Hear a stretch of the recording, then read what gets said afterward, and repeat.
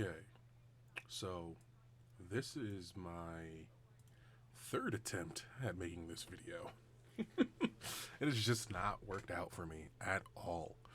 Um, First time was, I don't know what happened when I tried to upload it, but it just, essentially the file I had made of the video corrupted, didn't want to upload. Whatever, deleted that, started again.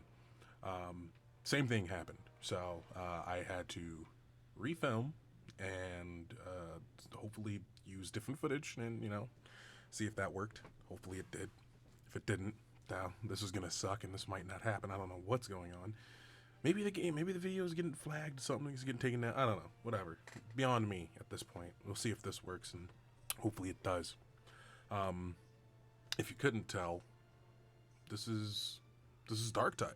For those that probably did know, like immediately say, "Oh, it's Warhammer it's Darktide."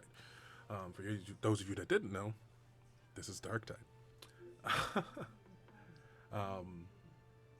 Man, this is also a great game. Like, I don't know what it's been recently, but these co-op games that have been coming out just feel so good. Like, you can play the solo, sure, and there's AI to fill the roles of the squad mates, and they're all, they're pretty useless. But again, you still play it solo, you can play it with friends or with randoms or what have you, and it's still fun, still great. I am enjoying Space Marines too, which, as of this recording, the update, Targan update is coming out for that, so that's fun. That'll be great to look forward to. But we're not here about we're here about Warhammer, but we're not here is about Space Marines. This is Darktide, which throws us back into the captivating, vibrant universe of the 40k. Ooh, so exciting. It's a very cooperative game. It very much pushes the idea of cohesion. That's a genuine mechanic within the game in and of itself, which is just chef kiss. You can always go solo, sure, be the lone wolf, type shit. Or you can stick with the team, stick with the pack, and be even stronger than before. Whether you're working, with friends or strangers, you'll always create memorable moments in this game. It's something that's like, not every moment is a cinematic masterpiece, but every moment feels impactful. Like, it feels tactful, right? It feels very important. Even the smallest mistakes feel like, ooh, that sucked. Every decision impacts your team's survival and success. So, it's very dynamic team play. You gotta love that type of stuff. I mean, God, co-op games are just like, even PvP, cooperative games. And I know that's kind of redundant in the same sense, but PvP is kind of cooperative in that sense because you work with your team to fight the other team. Anyway, Darktide. Oh my goodness, there's not enough I can praise about this game. Like, I'm not gonna lie to you guys. The most recent update that just came out for this game, I think, was the Grimdark protocols, or is it Visions? Is it Visions? I think it's Visions. We're on Visions now, because that was, yeah. Visions, the new update. Just everything, honestly, Darktide, the environments in it feel alive, at least on the higher difficulties. On the lower difficulties, things aren't as populated. It's not that rough. It's pretty casual. When you get into the higher difficulties, of like the high-end game stuff, like when your character's level 30 and such, the environment feels totally alive and just challenges that keep you on your toes. You never know if you're gonna, what random encounter you might come up with, if it's a chaos spawn or a fucking demon host or anything like that. It could pop up and you never know how to, how to deal with it once you get to that point, but it's always a dice roll sometimes. There's always a strat to it, but even then, again, the smallest mistake and it's just kaput, run over, you're done. It's very easy to fuck up, essentially, and just lose. And Darktide, most cooperative games, you have a character that you can play as. There's classes, actually, that you can play as in Darktide. You have the veteran, you have the zealot, you have the what's it called? Psyker. God, I couldn't even get that one out. It's 4, right? Oh my god, am I crazy? Ogrins. I almost forgot about Ogrins. The 4th one, Ogrins. So, you know, zealots are the religious warriors excelling in melee combat against the hordes, using crowd control abilities and rending weapons like the chainsword or anything like the chain axe, you know, stuff like that. I don't think they use chain axe, but chainsword for sure. And it's just, it is great. There's an ability on my zealot build that I have that's like, you pull out a fucking idol, totem, Bible. I can't remember exactly what it's off the top of my head, you know, but you start shouting about this benevolent emperor. He guides us. He blesses us. And it's just like holy aura that pushes enemies back, bosses and small ads alike. And it's like few seconds of CC, you know, control the crowd, let your teammates get in, whack, do some damage, you know, explosions, this and that, you know, whatever they could, you know, to deal damage or to get rid of the horde. I love playing a zealot. I love melee combat, so this game speaks to me like, oh man, it's speaking crazy to me all the time. It's a game that I always like. I have an itch to play. It's like I want to play with friends though. I don't want to play with randoms. I want to play with friends, but not everybody's in the mood to play this all the time. So you know, I simmer that want to play, and I let it fester until it gets to a point where I'm like, all right, we playing this, guys. Got to play it. Can't live without it. You know, I got to get in there. Psychers. Psychers are like psychics, essentially. They're the mages. You know, they specialize in the long-range combat, fighting elites, you know, with their brain burst ability or like they're seeking crystals or things like that. And this isn't, I want to state this now before I get murdered in comments or anything like that. To my knowledge, I haven't really played Ogryn that much. I'm starting to play it more, learn that one more still. But to my knowledge, all of the classes can play all of the roles. There's just other classes that do it better. Like Zealots are really good at CC. They can do boss damage and single target damage. They're actually pretty good at it too, but they excel at crowd control. Via, you know, Psychers are also, they can do crowd control decently, but they excel at single target damage. Same with the Veteran. The Veteran's kind of like a not a catch-22. There's a word I'm looking for and I can't find it off the top of my head at the moment. But I wouldn't say they don't excel, but they're just really good at like everything. Like they can deal with the hordes, sure. They can deal single target damage, sure. Like they could do it all, and it's fine. I think the only thing they do lack is crowd control, essentially. In the same sense that Zealot has it. Ogryns, as I'm learning, are like the tanks. You can tank pretty well with Ogryn. They have stupid high melee damage. They do control hordes. They lack mobility, right? Like they are the aggro, so to speak. That's how they control ads. Like they come hit me hard, and you will definitely be hit very fucking hard. And I guess I didn't state. Did I say veteran? I think I said veteran. I really hope I didn't fuck that up. Anyway, and with these 4 classes, you have so many customization options. A lot of it, you know, you do have to go through. Some of it is premium currency that you got to pay for until it looks really cool. But then there's a lot of stuff you can earn that still looks really good, you know, within the universe. So I say universe as in like the game universe, so to speak.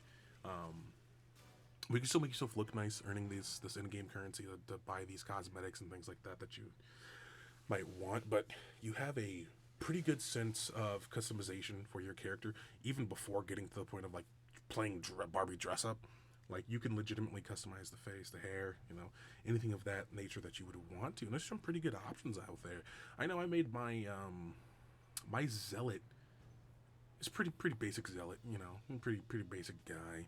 Maybe not for another character. Running off if you can probably see the name over there. I think it's Blackburn, so you can see it's a character from a couple of other things that I've been using for a couple of years now, actually. But besides the point, my Psyker is a crazy old man. He has like the side, I don't know how to describe this haircut. I think I might have to just like paste an image onto the video just so you guys can understand what I'm saying, so I don't sound fucking crazy. But essentially, think like if he's wearing a hat, just like a normal ball cap, you know, hat, but the left and right side are cut out, and his hair sticking out through that, and it's all like mad scientist type hair. That's essentially what he looks like. That's like his biggest descriptor there. My veteran is actually is a female. I didn't really spend too much time customizing her, unfortunately. I think I probably should have. I think I could go back. I'm not sure if I can or not. I don't know how that works. But just pretty default, like, soldier, woman, veteran-esque, like, scar on her eye and shit. Like, she's been through the shit type deal. So that's what I was kind of going for there. My Ogren looks like a, how do I say this? A proper Brexit geezer. Meme, insert meme here, right here, insert the meme. He has mutton chops and a fucking mustache, and he looks like a heavier set British man. I don't know how else to say that without it. That sounds very offensive, and I'm sorry to all the British out there. Or not sorry, actually. You know what? I take that back. I'm not sorry. You live on an island. Whatever. Moving on. Moving on. That's just how I decide my characters, but there are many options out there, you know, to reflect your personal style, which, you know, some people might say enhances the emotional investment within your character, you know, what have you. People customize for different reasons. I like customizing because I think it looks cool, not because others are going to think it looks cool. I don't care what other people think. I'm dripping. They can eat an egg. They can suck an egg, you know? Oh man, I'm on cosmetics. I'm jumping around a lot, and I'm sorry for that, but it's concise enough that you can still follow along. You know what I mean? The customization's great. I mean, you can do a lot of things with that. But I am gonna move on to combat mechanics to a certain degree. The combat in Darktide is exhilarating. It blends strategy with like the action. So you know I will state there's a couple updates ago. The tweaks they made to the skill trees and everything, yeah, it feels good. I'm not gonna lie, it feels real good. Played this game on launch, felt so decent, but I was like a little iffy, you know. It was okay. It was like a 6 out of 10. Now I say Darktide's like an 8 out of 10, and I'm never gonna give a game a 10 out of 10 for the sheer fact of either if it's launch issues or anything like that. Actually, I take that back. There's one game that is a 10 out of 10, and I don't care what anybody says, and I will die on this hill. Story, atmosphere, gameplay, even if the gameplay is a little bit generic at times, doesn't matter. Still enjoyed it through and through. Fucking loved this game. And some people who may know me, know what type of gamer I am, would probably say, oh, you're probably going to say Cyberpunk 27. It's a great game. I love that. That game's a 9 out of 10. It's not a 10 out of 10. The 10 out of 10 game I'm talking about is Ghost of Tsushima. Ghost of Tsushima. That is. We're not here to talk about that. That's a whole nother video. That's a whole nother conversation. Anyway, combat in Darktide is really fun. I mean, it's your horde shooter, horde hack and slash. You know, whatever you wanna call it. It is just fun. There's nothing like running around with a chainsaw sword, cutting them in two, bisecting them sometimes, beheading them, crushing their skull. All of the verbs and adverbs that will make sure that if this ever gets monetized, it never will be able to be monetized. Gameplay alone's not getting monetized, so it's like whatever, right? But no, and you know, that's my shtick. I love using melee weapons, and that's something you can absolutely do. You don't have to ever use a primary weapon if you don't want to. You can always use melee. Every class has melee built into it, and to a certain degree, so that makes it a bit stronger. Other classes do it better, like sell it, like Ogren. I will say there are moments where it's like, pull out the. You know, obviously, there's uses for the primary. I'm not saying it's useless. It's very much useful in certain situations. Like you may just have too many enemies or an enemy at long range that you can't get close to because they're just shooting you so much. And that's another thing to talk about with the combat in this game. See that little like white light blue bar That's called your resolve. That's kind of like your little shield that you have, you know, your little damage mitigation before you start taking the damage, right? Once that reaches 0, you start taking actual wound damage. Your wound is the white. Once a wound becomes purple, it cannot be healed unless you use Medicae, whether that be via a stem or a Medicae station. For those of you who are not in the know, Medicae within the Darktide universe, the fucking Warhammer universe, is just a fancy way of saying medicine. You know, it's just the end-all be-all, like, for those, it's popular, so I'll just mention it and reference it. Call of Duty, the health stems in that, it's basically that. You know, you get shot in the head, you know, you're still alive, you pop a health stem, you're good, you're chilling, you're big chilling. But in the tangential fucking sidebars or anything like that, no, you use Medicae to heal the purple bits of your wound, or any wounds that are completely gone you can't get back unless you use the Medicae stations. I believe there's a Medicae crate that you can take with. It's a, I guess, kind of like an ammo bag or anything like that. You can pick up, deploy it at any point in time, no matter where, just to have the heals on the go.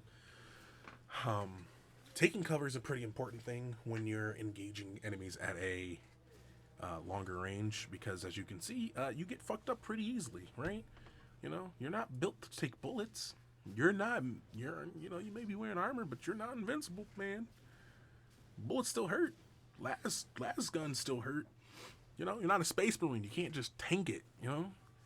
Oh, man. Yeah, no, this game's a night and day difference to being what it means to be a space marine versus just some dude, right? I mean, we're not just some person. We're inquisitor.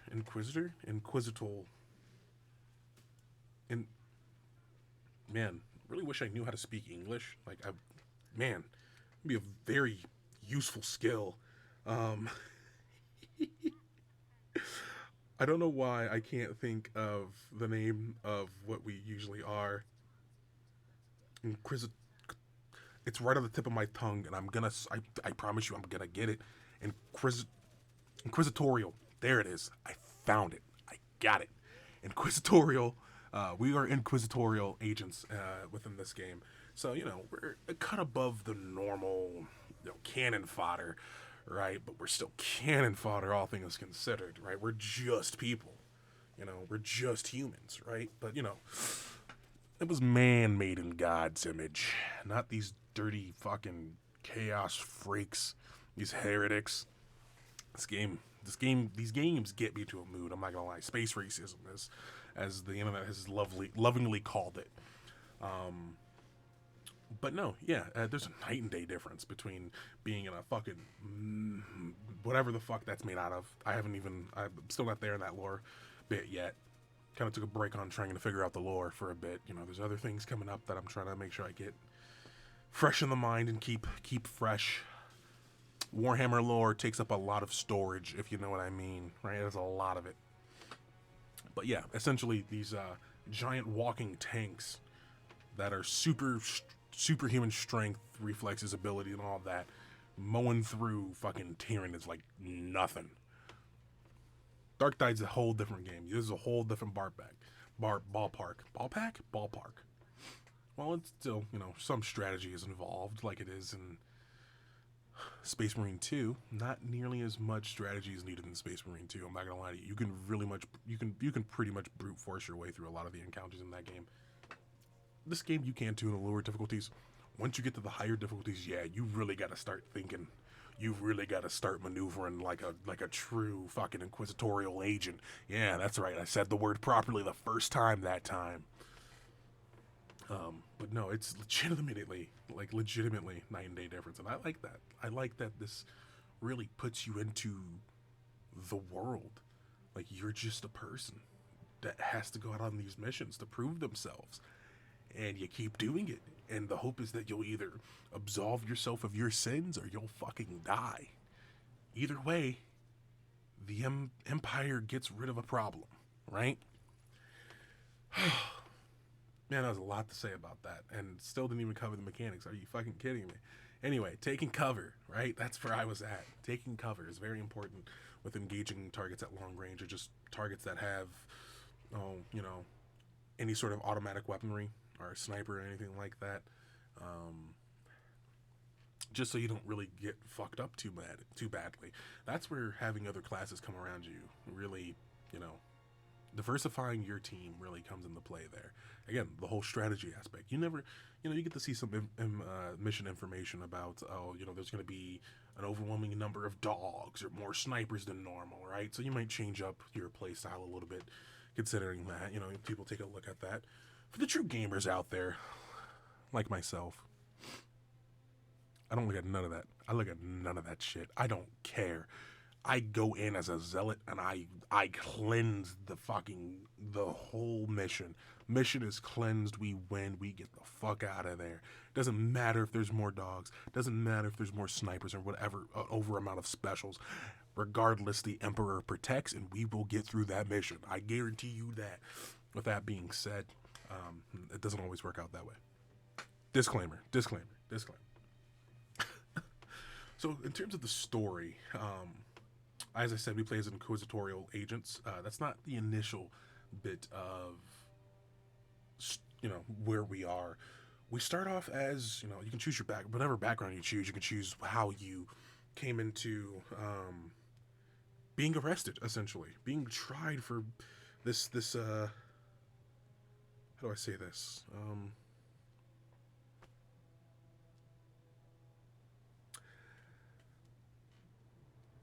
Sin? I don't know how else to say it. Crime, sin, whatever you want to say it as. Eats. Dependent upon your background. You can choose which, you know, which bad no you did. You know what I mean? So like, I think there's like sedition. I'm genuinely trying to think about this. I'm genuinely trying to do this without looking anything up. You know, I'm doing this off the cuff, right? I want this to be as authentic as possible, right? It's what my information is, not what the internet's information is. It's my information, right? That's what makes this a little different than other, you know, informative essays, right? This is an informative essay based off of my knowledge base, not the knowledge base of others, because then I'd be like everybody else. The fun is what I know, trying to get you, if you haven't played this game, to play this game, because it's a fun game. The devs put work into this game, and it's very clear. Now, if, you know, the whole thing of pricing becomes an issue, obviously, you know, don't spend money you don't have, that type of deal. You know, wait for it to go on sale, you know, that type of situation. It's not a game you have to play, right? No, there's no game out there you have to play, right? I know the whole thing about FOMO and how captivating that is. The fear of missing out is a very big reason as to why the video game market is the way it is currently. You know, all these live services, things like that. And when I've probably said in videos time and time again, when live service is done well, I will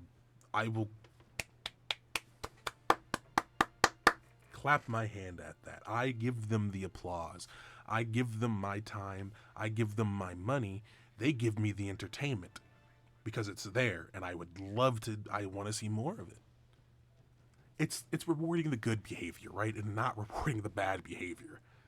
That's why I don't play Call of Duty. Hell, I even got Black Ops 6. I have Xbox PC Game Pass and Xbox Game Pass. I only got Black Ops 6 because it was on Game Pass. So it was free for me, technically. I played like so many other games like Avowed and everything else like that on there too, but no, it was free for me. So I played it for a bit. I was like, it was okay. It was fun. I did enjoy Black Ops 6 actually. It was fun. I'm never going to tell people that there's not a game out there that's not fun. There's a game out there for everybody. One game for somebody's not fun for another, and I get that, you know, like the Dark Souls games, Souls-likes in general. That's not for everybody. I find those games fun. I have friends that fucking hate those types of games, but that's besides the point. Those games are fun still. I would recommend those games to people who enjoy a challenge. With all that being said, this is a game I highly recommend. It's genuinely fun. It has just the right amount of challenge, and you can change how challenging something is with still accessing what you need to access. The game doesn't force you to play in a higher tier difficulty. You can still get all of the story you need to get by just playing the lower level difficulties. Now you get more XP based off of the higher difficulty missions and whatnot, and other things you can do at higher difficulties. You get more XP, but you still, just depends on how quickly you're going to get to the end game in that regard. And end game being like the last mission you need to complete the story and figure out everything that's going on and whatnot. But back to the story, more importantly. Yeah, so whatever crime you've committed in the, the Empire, man, I'd get shot just for misspeaking.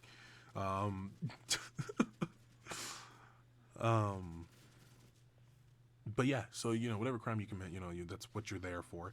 That doesn't have too much of a bearing of effect on the story in of itself. It's just a player choice. It gives you the illusion of the choice, right? It also, as we stated before, enhancing the emotional investment within your character.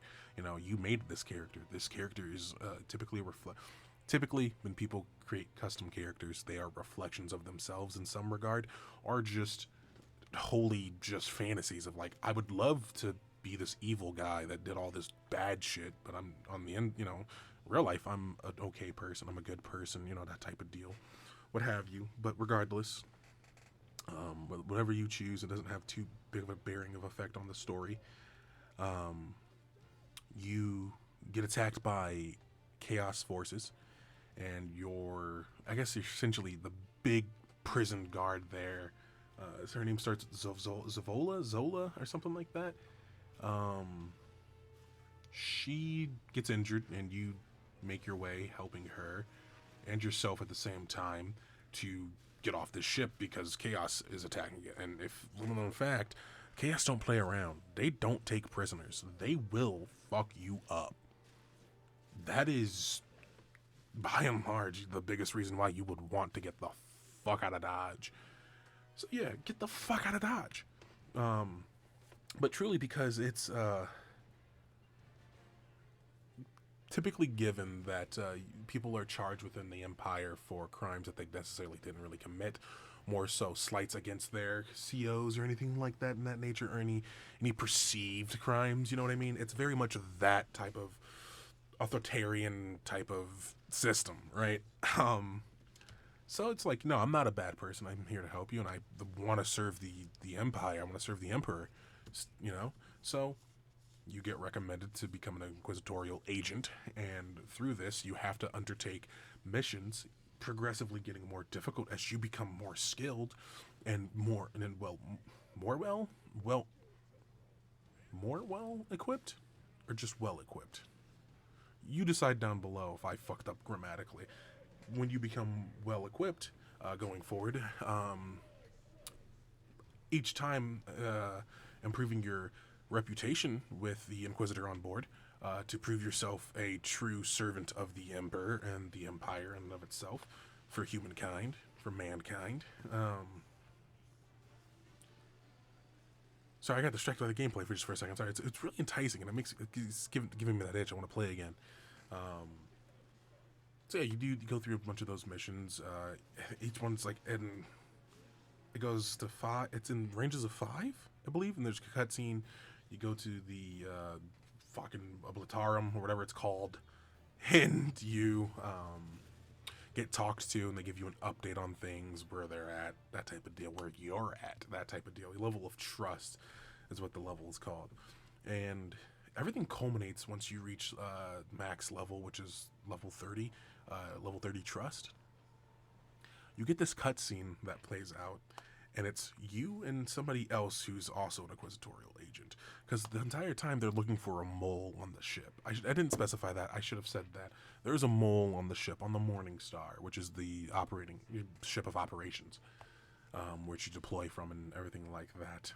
And I'll get into more of like the vendors and around the Morning Star after I get this little story tidbit out. But anyway, you and one other person gets called forth, and you get told that they have found the mole. And the other person's like, oh, yeah. And the Inquisitor looks to you and says, your character's like, you have been a great asset thank you. You, and it, as they say, the other person to you, not referencing your character, referencing the other individual in the room. And they state, you are the mole, basically. And that character starts to turn and fucking run, and the Inquisitor just fucking revolver executes them. They're gone. You get congratulated and told to keep being a great service to the Emperor and the Empire, and don't fuck up. And that's it. That's the story thus far. Not including updates with the extra missions and everything added in, which that can be a whole nother thing, right? I can add on to that. I can exposit more onto that. I haven't played every single one, so I can't speak on every single one, but they're free updates. It's all free. You don't have to pay for it. It's an ever-evolving story until they're done with it. I say ever-evolving. It's ever-evolving story. Terms and conditions may apply. So, yeah, that is the story, essentially. Just proving your worth as to not just get fucking deleted. I would like to specify as well. You might want to know what planet you're fighting on. You're only fighting on one planet, and it's Atoma Prime. Which I guess I can delve a little more into the Morning Star and anything like that, because I do actually have this information. And I was like, as I'm thinking about it, like, oh shit, I could actually bring that up. The Morning Star is a merchant ship, which is captained by a rogue trader, which that's a whole other thing. Oh my god, that's a whole other game I can get into. Oh my goodness, there's so much Warhammer stuff. By a ship mistress, don't remember the name, but I know she's a she. But the ship itself has been requisitioned by the Inquisitor. They have that power to do that. I remember that. Don't remember the Inquisitor's names either. Sorry. And I know you're on Atoma Prime. To rid of heretics and seditionists, that fester there. You're mainly going after like industry ports and supply chains, things like that, to really keep the war band going. I think that's what I know off the top of my head. I'm so sorry. I wish I knew a little bit more, and I wish I probably could tell you more about it. But yeah, so that's the story bit, the lore bits of why am I blanking right now? Darktide. So for the vendors, you have the Armory Exchange. Wow, am I really bad at speaking? I really just keep fucking shit up. Yeah, the Armory. I'm gonna get it right one of these times, I promise you. Armory Exchange, where you can go for your weapons and such. Then there's the commissary officer. You can go, and I think that's the cosmetic store, if I'm not mistaken. You can go and get cosmetics for weapon skins and character skins and things like that. Then you what else am I forgetting? I just feel like there's something I am forgetting. No, the commissary.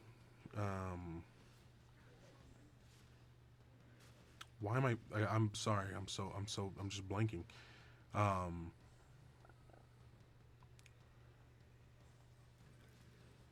What's it called? Commodore. Jesus Christ. I was trying to think of the word Commodore because it was close to like commissary. Commodore, that I believe the Commodore is the vestments. That's the cosmetic store. So yeah, the Morningstar has a hub where you can purchase all your curios, which are like add-ons, little fucking trinkets and shit, and weapons with dockets. I always call them ducats because I just think ducats sound a little better, but they're dockets. You can go to the quartermaster, and the armory exchange, and get your weapons like certain weapons you want. After you get to certain trust levels, get those unlocked. You can get those crafted with random rolled things on top of them, so you can get a god roll out, and then once you get that god roll, you can use the resources you've gathered through the missions to go to what the fuck is that person's? It's one of the tech priests. Amasaya? It's forgot the name. I forgot the name. It's one of the tech priests, right? And they Hadron. That's the name. Hadron. And you can treat your weapon in order to upgrade it, and adjust as you need to. Change out certain rolls on there that you might want something better or anything like that. But in order to change out the roll, you have to have those rolls stocked, which means you have to destroy the roll from it's a whole thing. But then you can upgrade them to the max tier type of weapon and then put the rolls on that you want. It's a very expensive process, but you can make some really strong weaponry from this, which will get you through the end game, which is a whole nother thing of like you get the resources. It's a thing. Rogue, it's not rogue-like in the same sense of the traditional sense of like progressing through and you get wiped if you lose, or when you win, you start over, that type of deal. It's just you get the resources, you keep going back out to get these resources to build yourself up, and it's just like it's a exponential growth type situation until you get to the point of where you're just at max everything, and you go on to the next character, next class, do that build, do that next build, do that next build, and make all these loadouts and what have you, so on and so forth. So, yeah, it's a good game. It's fun. The voice line, the voice acting, the music, the atmosphere. Oh my god, the atmosphere. It is to die for. It's pretty decent, honestly. I thoroughly enjoy every single aspect about this game. Like, more than I could ever, I guess, quantify in words, unironically. There's only so many words in the English dictionary, and none of them can really explain how much this is like this. I vibe with this. I love sci-fi, right? Sci-fi with the fantasy twist and stuff on it. Oh, that's even perfect. Dark Grimdark fantasy. Oh my god, it's just perfect. Warhammer's just so good. But the game, the way this was made, the art direction, everything about it, texture quality, everything looks really good. Like, I'm playing on, I think, medium settings right now. It's either medium settings or high settings. I can't really remember. I'm not 100% sure. Sorry, again, looking at the gameplay, getting distracted a bit. I'm not the greatest at it either. I'm not, I like this tout. Oh, I'm a great gamer. I'm an average gamer. Maybe a slightly above average gamer. Most games I know how to play and I can get through and I can hold my own. I'm not going to be the best at them, but I can play almost any type of game. But that's, again, not the point of what I'm trying to say here. Trying to talk about just the way everything looks, the way it feels, the way it sounds. It's so good. The voice lines are so good too, because there's interaction between the characters, and the way your characters talk to each other are different based off of the background choices you've made. So that's where that choice comes in for the actors, when you're interacting with other people. And that's a nice little touch, because it feels like, your character interacting with this other character, and they're unique in their response. You're unique in... Oh, dude, it's so good. It's so good. I love it. And it has, the horde wave type shooter feel to it, like I'll just reference Left 4 Dead because that's what most people will always reference to. It's one of the best ones out there. But yeah, you'll have people that get down, you can go and save them at some other point, anything like that. Death is not final unless everybody dies. So yeah, it's a good game. It's a great game, honestly. It's one I recommend. And if you have Game Pass, you can play it for free. If you already have that subscription to Game Pass, there's a ton of games you can play.